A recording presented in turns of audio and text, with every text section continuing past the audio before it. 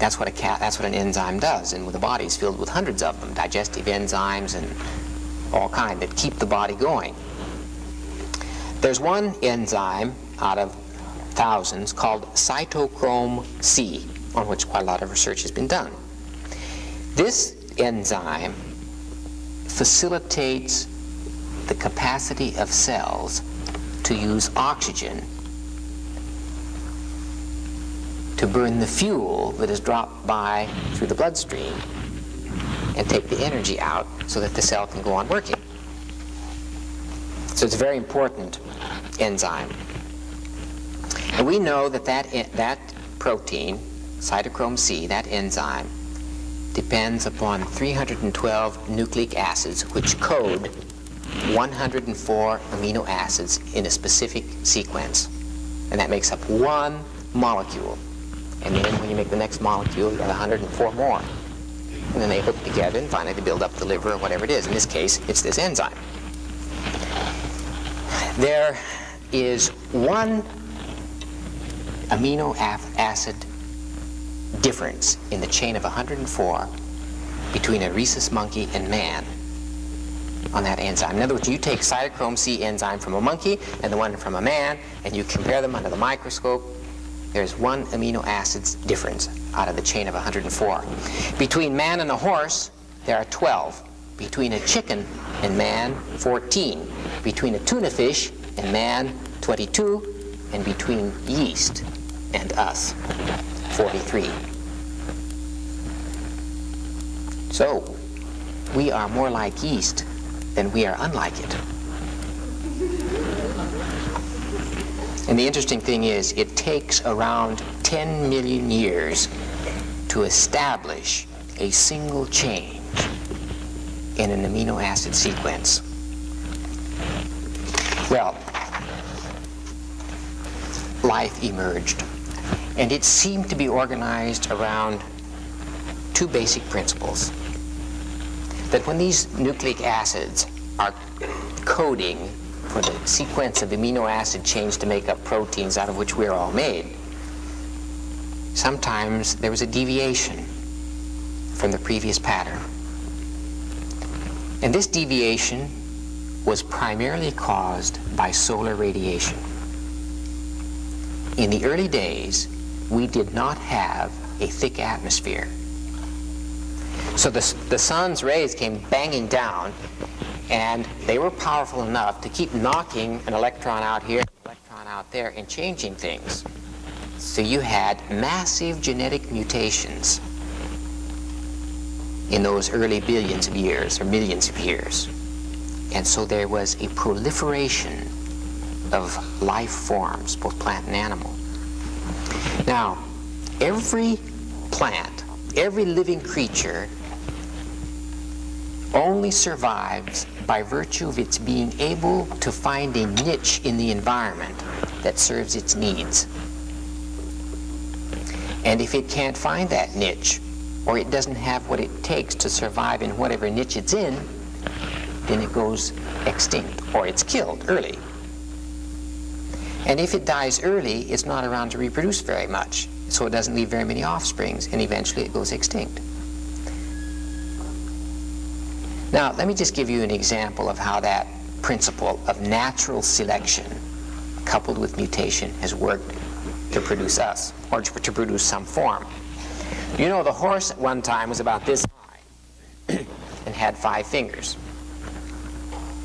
The modern horse today stands about so high and has hoofs. Or do you say hooves? Now, if you look at the horse's hoof under an X-ray, you'll see the bones coming down like 5 fingers into the hoof.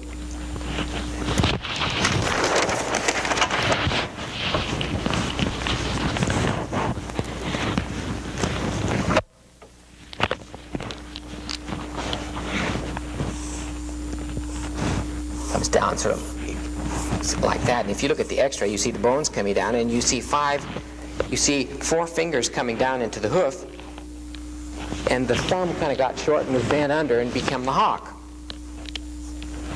Now, what happened? When the climate changed, and trees began to disappear, and the glaciers were moving animals down.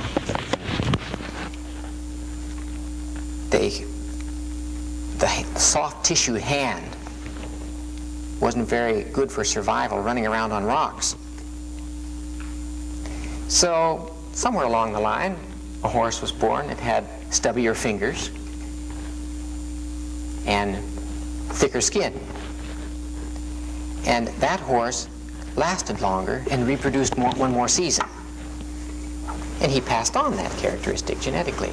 So a certain number of his offspring had thinner hands, some had thicker hands. The thicker ones lasted longer, reproduced more, and their offspring got thicker and thicker, and pretty soon the skin got so thick that it became a hoof.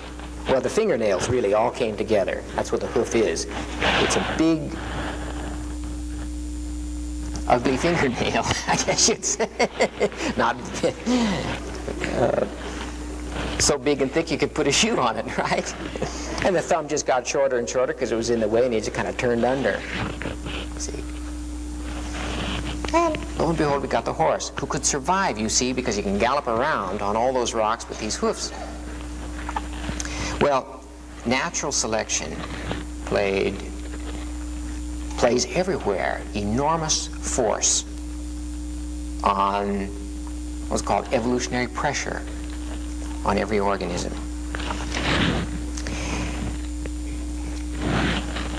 Man appeared on the scene somewhere between 1 million and 2 million years ago. The biggest era of evolutionary stretch geological time, it's called the Precambrian era, and it's over 4 billion. That's the biggest chunk. We are relative newcomers. Now, several 100 million years before man was the golden age of the reptiles. For some reason, the earth got very warm. The ice all melted.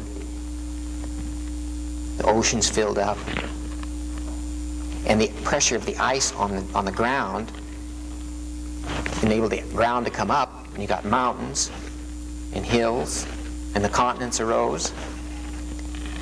And in the course of that, incidentally, there were a lot of trapped fish who had emerged millions of years ago.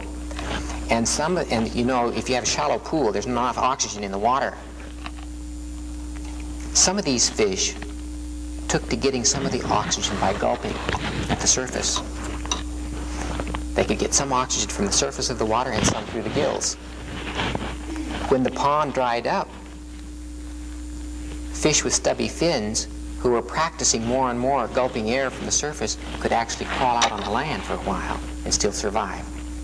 They still had gills, but they were taking more and more oxygen through the mouth, until finally we had our first amphibians.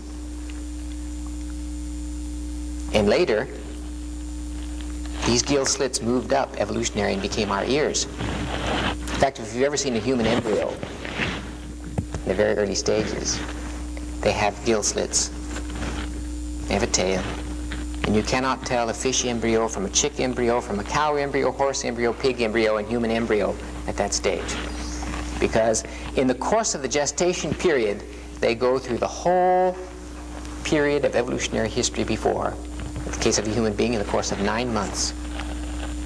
And of course, they're in this little amniotic sac in the mother's womb, which holds a 9% salt solution, which is about the degree of salt solution of the ocean, out of which all life emerged.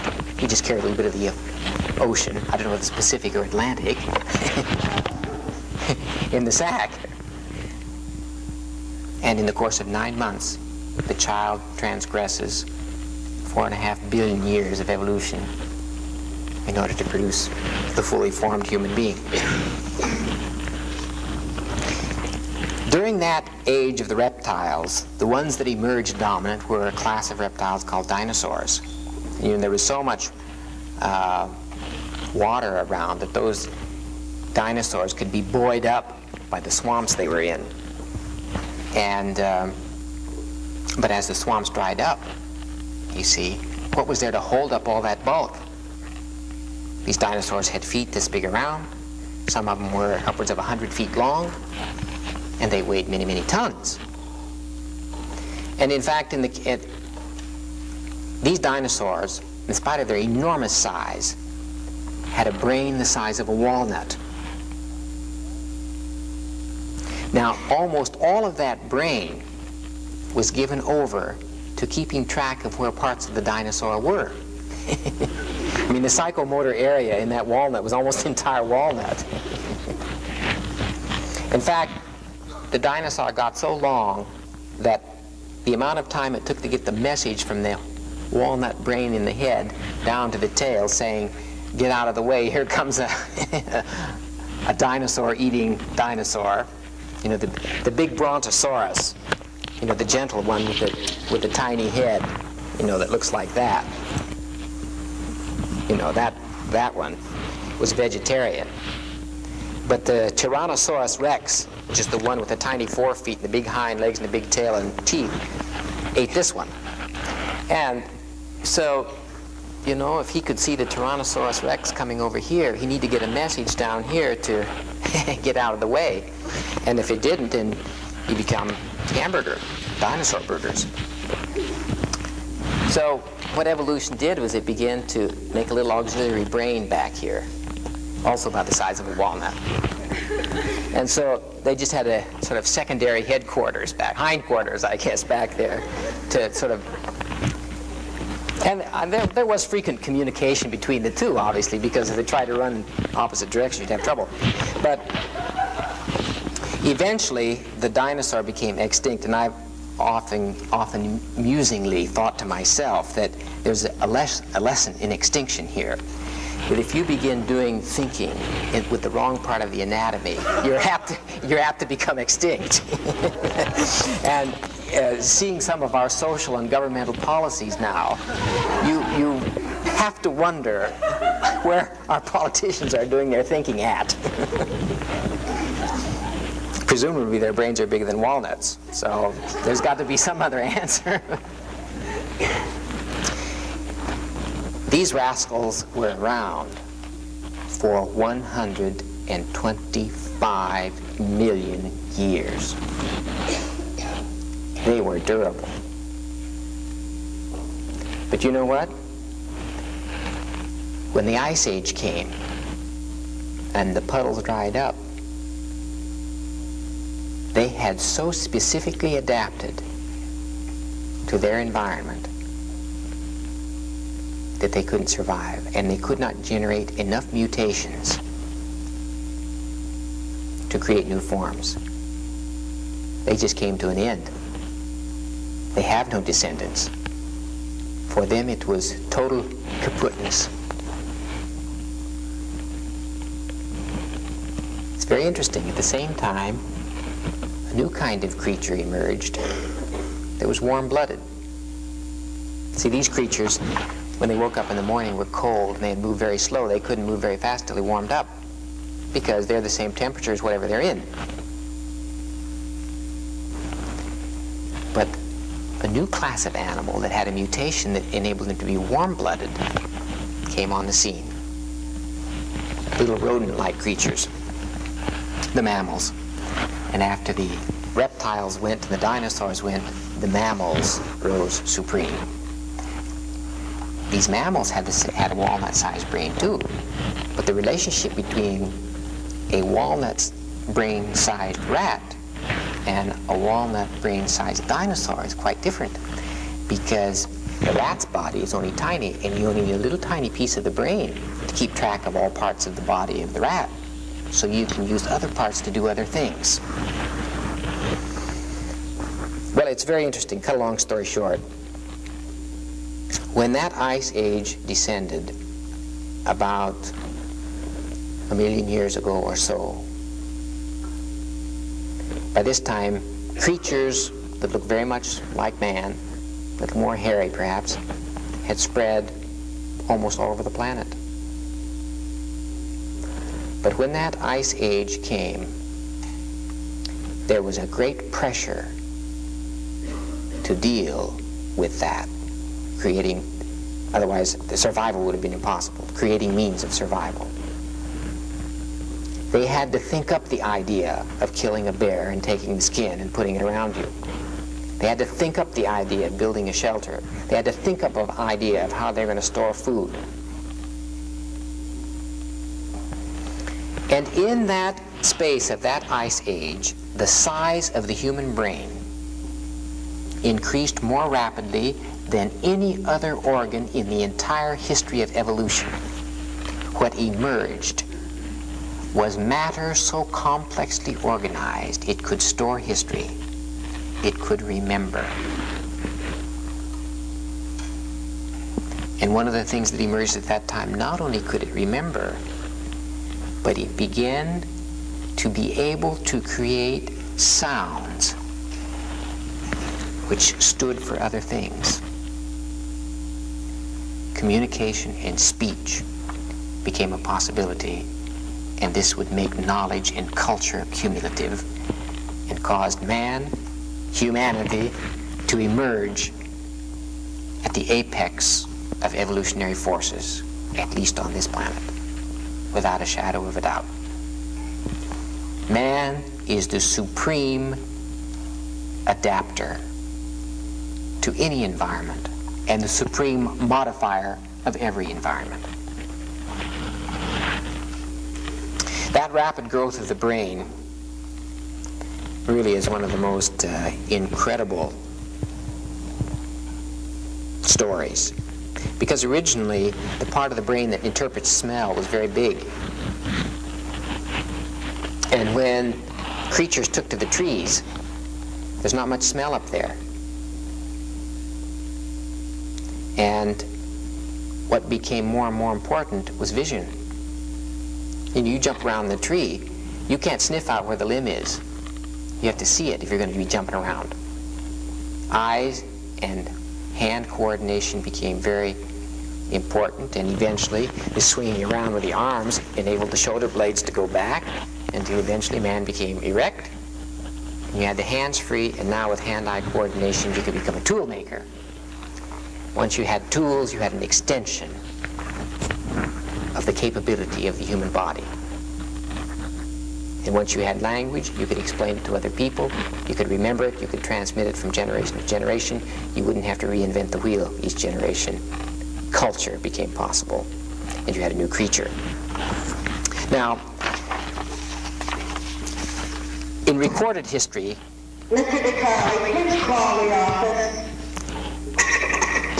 In recorded history, which has lasted about 6,000 years, enormous advances have been made. Since the time of Plato, 2,500 years ago, it's just incredible what has happened. And since the middle of the 19th century, there has been an explosion of knowledge. And in the last 50 years, it has been so mind-boggling that education is left flattened and sagging under the advance of new knowledge. And the way we're trying to do it now in education, I think you can see is not going to work. In education alone, there are 740 periodicals each month. Now, how are you going to read them? You hardly have time to prepare your lessons for your children. This month's issue of Scientific American is entirely an update on the story of evolution. How many of you will have time to read that? And even if you could, you would not have had the time to prepare yourself in all the sciences that would enable you to understand it. In the next 8 years, the Library of Congress will double in size. And then it will take only 6 years for it to double in size. What are we going to do with our kids?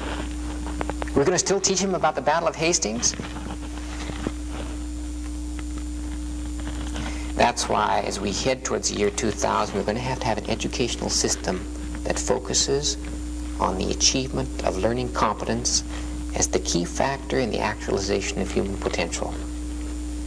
And that's where the basic locus of education in the future will have to be, in my opinion. Because almost all the information we'll ask children to memorize will be obsolete or out of date. I've come to look at educational diplomas and degrees really as certificates of obsolescence.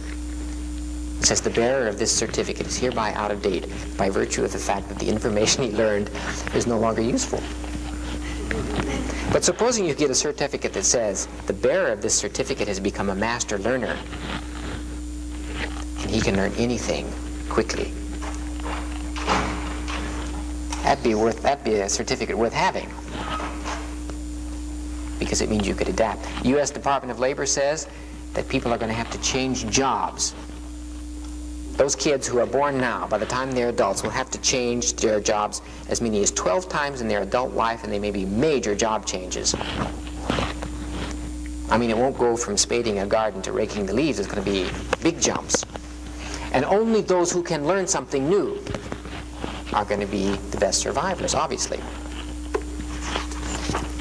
Now, that's the evolutionary context now to understand something about the nature of human beings.